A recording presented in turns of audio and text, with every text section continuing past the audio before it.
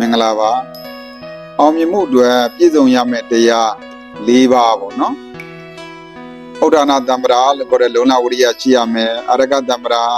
နော်ကိုရရှိတဲ့စီစဉ်ဥစ္စာတွေကိုမဆုံးရှုံးသွားအောင်မပြောက်ပြတ်သွားအောင်ထိန်းသိမ်းဆောက်ရှောက်ရမယ်နောက်ကကလျာဏမိတ်တတမ္ပရာတဲ့မိတ်ကောင်းဆွေကောင်းတွေ follower တွေရှိအောင်လုပ်ရမယ်ပေါ့နော်အခုနောက်ဆုံးပြောမှာကသမဇီဝိတတမ္ပရာနော်အဲ့ဒါကဘာလဲဆိုတော့ဝင်ငွေထွက်ငွေမျှတအောင်သုံးတဲ့ဦးဇင်းတို့ဘဝမှာဘလောက်ပဲဝရိယတွေပဲရှိရှိဘလောက်ပဲပစ္စည်းဥစ္စာတွေကိုထိမ့်သိမ်းထားနော်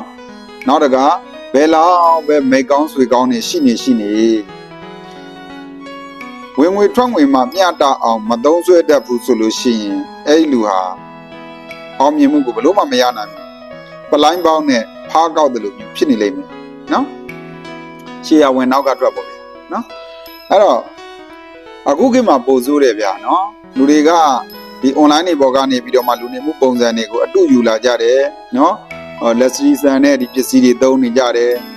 သုံးကြိုက်တာပေါ့ကြိုက်တာနဲ့သုံးလို့မရဘူးကိုယ့်ရဲ့ဝင်ငွေကအဲ့ဒီဟာကိုသုံးနိုင်လောက်တဲ့ဝင်ငွေရှိရလားဟိုဒေါ်အယ်မွန်တင်ဆိုတာလေဆယ်လီတက္ကမကြီးတယောက်ပြောဘူးတဲ့စကားရှိတယ်ပတ်စံရင်တလုံးကသိရာချီထောင်ကြီးပြီးတော့မှအဲ့ဒါပေးရတဲ့ပတ်စံအိတ်ဟာလူတိုင်းအတွက်မဟုတ်ဘူးလေနော်သိန်းတောင်းနဲ့ချီပြီးတော့မှအဲ့ဒါဝင်ငွေရှိအောင်လုပ်ထားတဲ့လူတွေအတွက်ဖြစ်တယ်နော်ဒါကြောင့်မလို့ကိုနဲ့တန်ရာနော်ကိုယ်ဝင်ငွေနဲ့လိုက်ဖက်တဲ့ဘဝနေထိုင်မှုပုံစံကိုကိုယ့်ဘက်ကိုတီးဖန်တီးထားရမှာပေါ့ဘဝတစ်ခုရေရှည်တည်တံ့ဖို့အတွက်ပေါ့နော်ကိုယ့်ကိုဖန်တီးထားရမယ်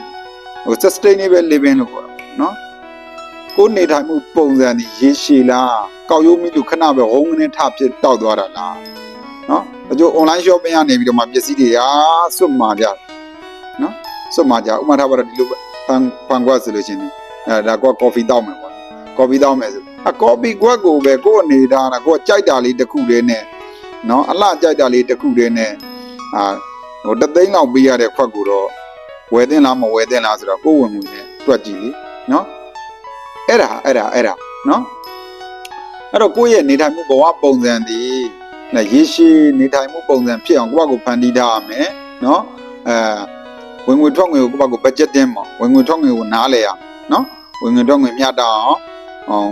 သုံးစွဲနေထိုင်ရမယ်အဲ့ဒါဆိုလို့ရှိရင်အောင်မြင်မှုဆိုတာကတည်တံ့ရေရှည်ခိုင်မြဲမယ်